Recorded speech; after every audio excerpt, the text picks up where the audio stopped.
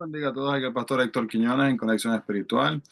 Y el día de hoy, hermanos, estaremos mirando la lectura titulada Cómo caminar en el libro de Mateo, capítulo 5. Señor y Padre Celestial, gracias por tu palabra. Gracias, Señor, por otro día, por otra oportunidad de poder estudiarla. Pedimos, Señor, que nos des tu entendimiento, tu sabiduría, para así poder aprender de esto, procesarla, digerirla y aplicarla a nuestras vidas. En el nombre de Jesús, Señor, te agradecemos. Amén y amén. Sí que, hermanos, estamos viendo entonces acá lo que es cómo caminar, cuáles son los requisitos justos en base a lo que es compartido. Así que todos los candidatos públicos, em, ¿verdad? Que están buscando obtener cargos, deben de presentar una plataforma ideológica sobre la cual fundamentan su campaña. Pues Jesús reclamaba ser el Mesías, el rey de los judíos. Y la sección que vamos a estar viendo en el día de hoy tradicionalmente es llamada el Sermón del Monte. Y esta presenta su plataforma, es su declaración del cielo.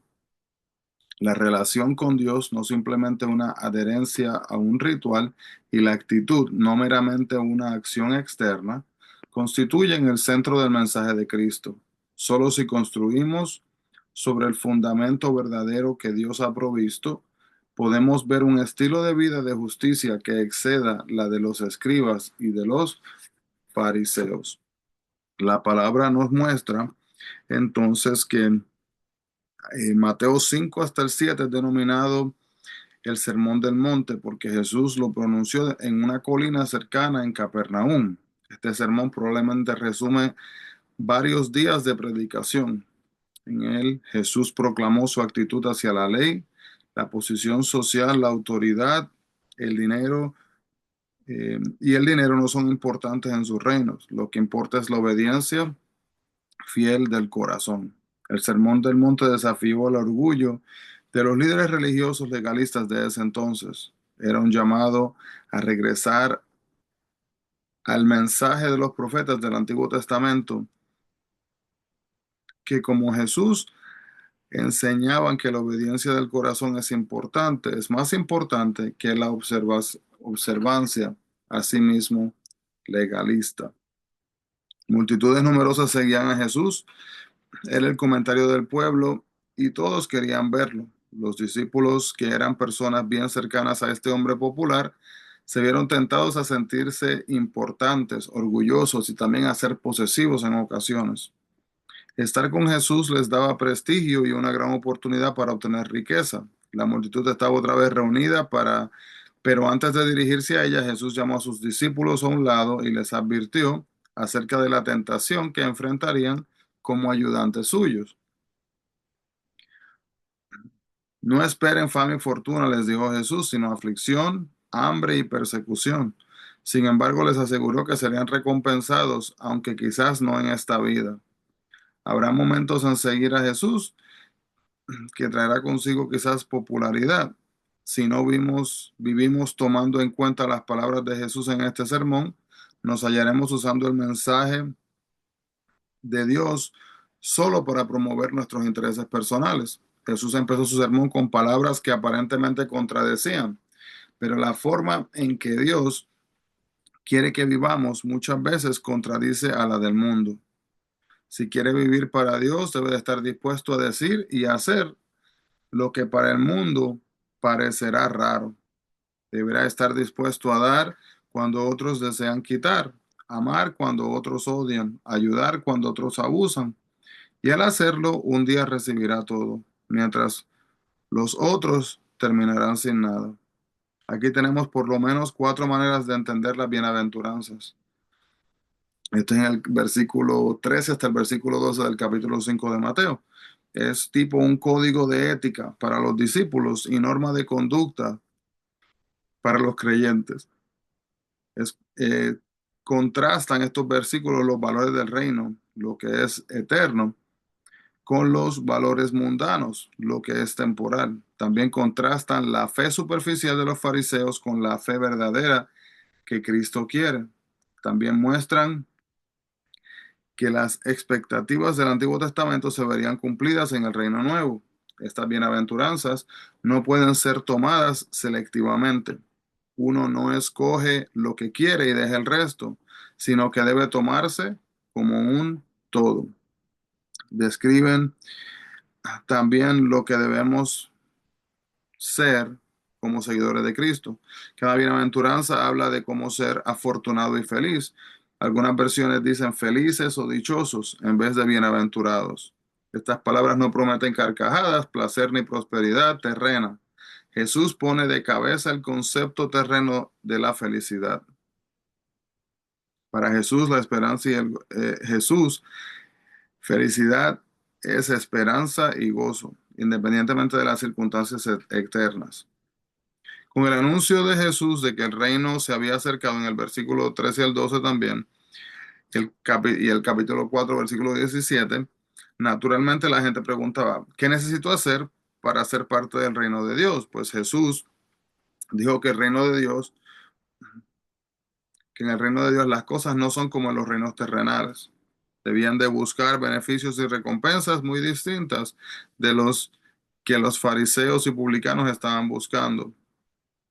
Jesús dijo que nos regocijáramos cuando somos perseguidos. La persecución puede ser provechosa porque aparta nuestros ojos de las recompensas terrenas, aleja a los creyentes superficiales y también lo que hace es que fortalece a sí mismo la fe de los que permanecen, como también sirve como ejemplo a los que vendrán después de nosotros. Podemos ser confortados al saber que los grandes profetas de Dios sufrieron persecución, como lo fue Elías, Jeremías, Daniel. La persecución demuestra nuestra fidelidad. Por ser fieles en el futuro, Dios nos premiará dejándonos entrar en su reino eterno, donde no hay más persecución. Versículo 5:13, si la sazón no da sabor, no tiene valor. Si los cristianos no se esfuerzan por hacer un impacto en el mundo que los rodea, son son de poco valor para Dios. Si somos muy parecidos a los del mundo, hermano, pues no tenemos en realidad valor. Los cristianos no deben de confundirse con los demás. En su lugar debemos de impactarlos positivamente como el condimento que da mejor sabor a la comida. Capítulo 5 del 14 al 16. Se puede ocultar una ciudad que está encima de una montaña. Por las noches su luz se ve a la distancia. Si vivimos por Cristo, vamos a brillar como luces, mostrando a otros cómo es Cristo. Ocultamos la luz.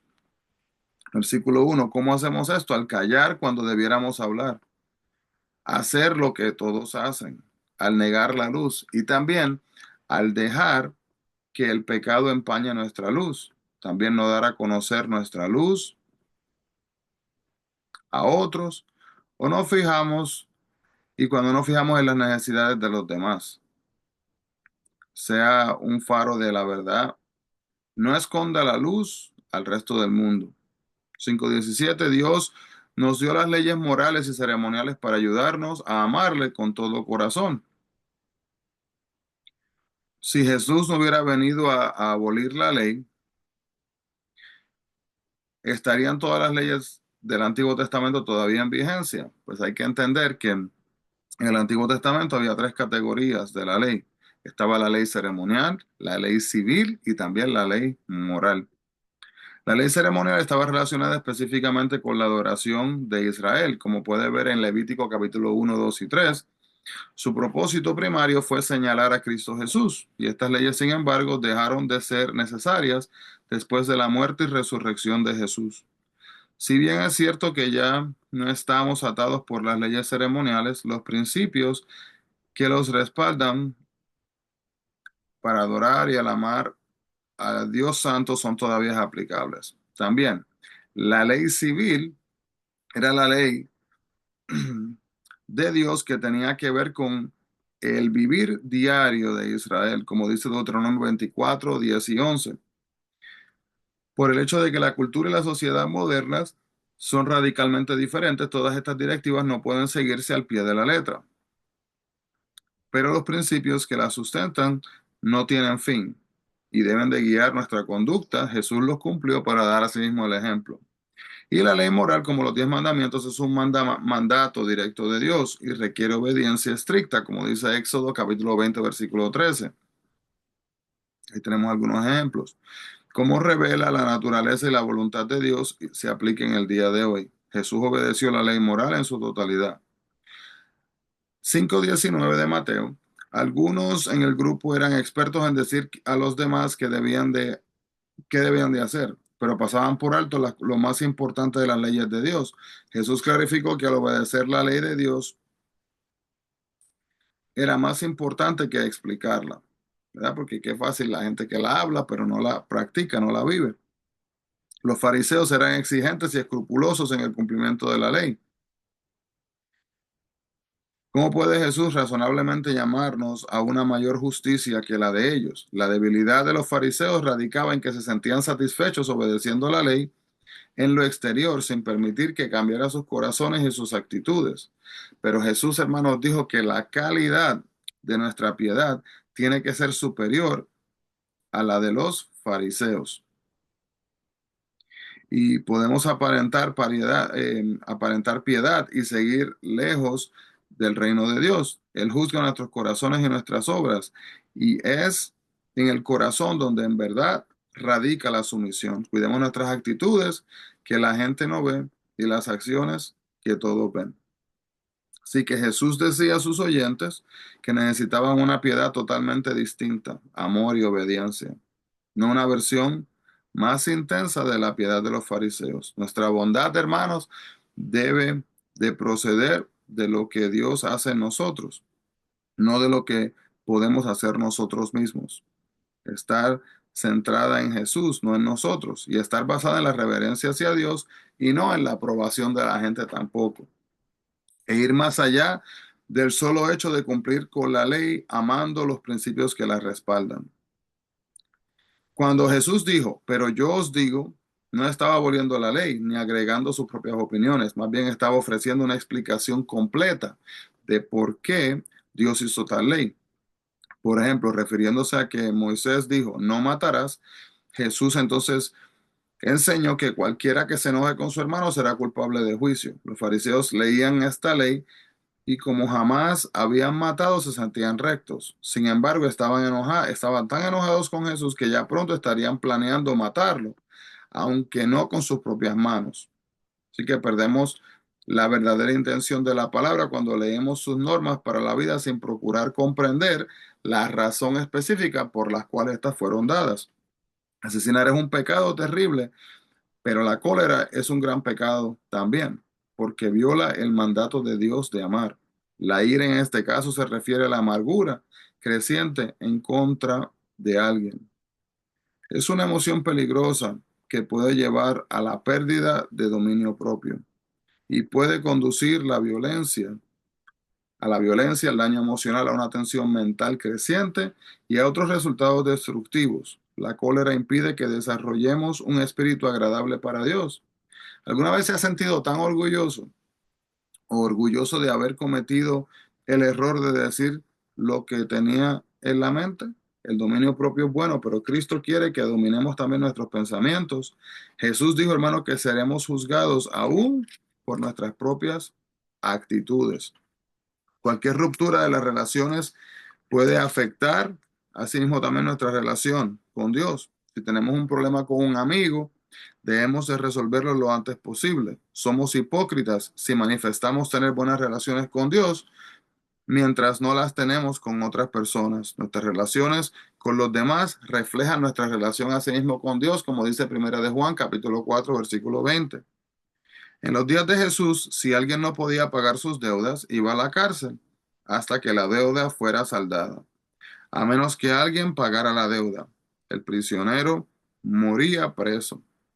Es un consejo sabio resolver nuestras diferencias con nuestros enemigos antes de que su cólera cause más problemas, como dice Proverbios 25 del 8 al 10. La ley del Antiguo Testamento dice que no se puede tener relaciones sexuales con otra persona que no sea su cónyuge, como dice Éxodo 20:14. Pero Dios dijo que el deseo de tener relaciones sexuales con otra persona es adulterio mental y asimismo en torno es pecado. Jesús enfatizó que Si el acto es equivocado, también lo es la intención. Ser fiel al cónyuge con el cuerpo y no con la mente es romper la confianza que es vital para un matrimonio sólido. Jesús no está condenando el interés natural en el sexo opuesto ni en el deseo sexual sano. Está condenando el dejar liberada y repetidamente que la mente se llene de fantasías que serían malas y se hicieran una realidad. Algunos creen que los pensamientos lujuriosos son pecado. ¿Por qué consumarlos entonces así de una vez? Porque es peligroso en varios sentidos. Sería excusar el pecado en vez de buscar formas de evitarlo. Número dos, esto de la lujuria destruye matrimonios. Número tres, es una rebelión deliberada contra la palabra de Dios. Número cuatro, siempre hiere a otro, además de a uno mismo. El acto pecaminoso es más peligroso que el deseo pecaminoso y por eso no debe de consumarse. Sin embargo, los deseos pecaminosos son igualmente dañinos a la virtud, porque descuidados, ¿qué puede pasar? Pueden terminar convirtiéndose a sí mismos en acciones y en un alejamiento de Dios. El capítulo 5, 31 y 32, el divorcio es tan hiriente y destructivo hoy como lo fue en los días de Jesús. Dios quería que el matrimonio fuera una entrega de por vida. Génesis 2:24. Cuando optan por el matrimonio, las personas nunca deben tener el divorcio como una opción para resolver sus problemas, ni como una forma de escapar de una relación que aparentemente está muerta. En estos versículos también se está atacando a los que a propósito quebrantan lo que es el contrato y asimismo el acuerdo, ¿verdad? Del matrimonio. Podemos ver acá también que las personas nunca deben de tener el divorcio como una opción para resolver problemas, como una forma de escapar de una relación que aparentemente se encuentra muerta. En estos versículos Jesús también está atacando, ¿verdad? Estas personas que vienen directamente en contra de lo que es ese acuerdo. Jesús dijo que el divorcio no es permitido, salvo por causa de fornicación. Pero esto no significa que el divorcio debería de ocurrir al instante de que haya infidelidad con el cónyuge. Uno debiera primero intentar perdonar, reconciliarse y restaurar las relaciones. Debemos de buscar maneras de restaurar nuestro matrimonio en vez de buscar excusas para sí mismo romperlo. En este pasaje del 5:33, Jesús enfatiza la importancia de decir la verdad. La gente rompía sus promesas y empleaba un lenguaje sagrado, ligero y descuidado. Mantener los votos y las promesas es importante porque ayuda a establecer confianza y hace posible también las relaciones humanas serias. La Biblia condena el hacer votos a la ligera, el dar la palabra y no cumplirla, y el jurar en vano por el nombre de Dios, como dice Éxodo capítulo 20, versículo 7, Levíticos 19:12, Números 30:1 y 2, Deuteronomio 19 del 16 al 20. El juramento es necesario en ciertas situaciones, solo porque vivimos en una sociedad pecaminosa que engendra desconfianza. Los votos y los juramentos eran comunes, pero Jesús dijo a sus seguidores que no debían de jurar, que su palabra debía de bastar, como dice Santiago capítulo 5 versículo 12. La veracidad parece algo tan raro en el día de hoy que sentimos que debemos de finalizar nuestra declaración con un lo juro. Si decimos siempre la verdad, no tendremos necesidad de respaldar nuestras palabras con unas promesas o juramentos. Entonces, el propósito de Dios al dar esta ley era ofrecer misericordia. Y se dijo a los jueces que el castigo sea acorde al delito. No era una guía para la venganza personal, como dice Éxodo 21 del 23 al 25, Levítico 24 del 19 al 20 y Deuteronomio 19, versículo 21. Su propósito era limitar la venganza y asimismo ayudar al juez a aplicar castigos que no fueran ni estrictos ni livianos. Algunas personas, sin embargo, estaban usando esta frase para justificar lo que es la venganza, y la gente todavía trata de excusar sus actos de venganza diciendo, estaba cobrándome lo que me hizo. Capítulo 5, el 38 al 42, cuando somos agraviados, con frecuencia nuestra primera reacción es buscar desquite.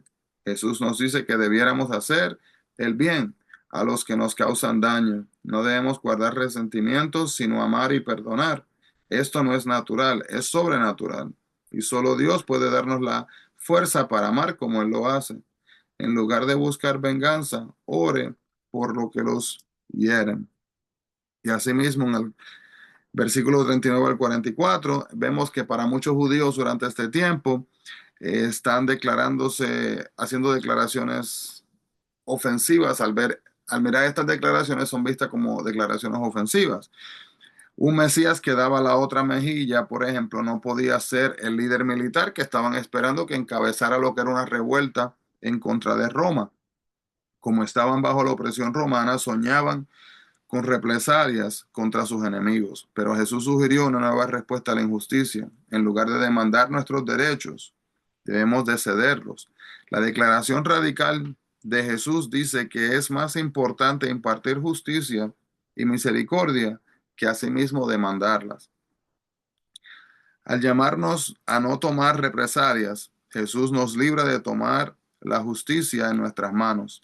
Al orar y amar a nuestros enemigos, en lugar de buscar represalias, podemos vencer el mal con el bien. Los fariseos interpretaban que Levítico 19:18 enseñaba que debía de amar a los que amaban y que Salmo 139 del 19 al 22 y el 140 del 9 al 11 instaba a odiar a los enemigos. Pero Jesús dijo que debía de amar a sus enemigos. Si ama a sus enemigos y los trata bien, demuestra que Jesús es el Señor de su vida. Y esto lo logran los que se dan totalmente a Dios, porque solamente Él puede liberar a un hombre de su egoísmo natural. Y debemos de confiar en que el Espíritu Santo nos ayuda para aquellas personas, ¿verdad? Que quizás no sintamos la tendencia, no tengamos la tendencia de amarles fácilmente. ¿Y cómo podemos ser perfectos en base al capítulo 5 versículo 48? En carácter. En esta vida no podemos ser impecables, pero podemos aspirar a ser semejantes a Cristo. También, número 2, en santidad. Como los fariseos debemos de separarnos de los valores pecaminosos del mundo. Número 3, en madurez. No podemos lograr tener el carácter de Cristo y vivir en santidad de golpe, pero podemos luchar por la perfección. Así como esperamos una conducta diferente de un bebé, de un niño, de un adolescente y también de un adulto. Dios espera actitudes diferentes de nosotros según el nivel del desarrollo espiritual. También en amor. Podemos buscar amar a los demás como Dios nos ama. Uno es si, uno es si su conducta es apropiada para su nivel de madurez, pero aún con mucho espacio para crecer. Nuestra tendencia a pecar nunca debe de detenernos el empeño de ser cada vez más y más y más como Cristo. Y tenemos que recordarnos que Él llama a todos sus discípulos a la excelencia, a superar el nivel de mediocridad y a madurar en todo hasta llegar a ser como Él. Los que se esfuerzan por llegar a la perfección un día lograrán ser perfectos como Él lo es, como dice Primera de Juan, capítulo 3 versículo 2. Así que hermanos, es mucha información, muchas cosas. Quizás para aquellas personas que no han leído, ¿verdad? Mateo capítulo 5 las bienaventuranzas, quizás un poquito opuesto, ¿verdad? Cómo funciona la sociedad. Pero Dios quiere que nosotros vivamos vidas que sean de bendición a los que nos rodean y que sean de bendición también a nuestras propias vidas.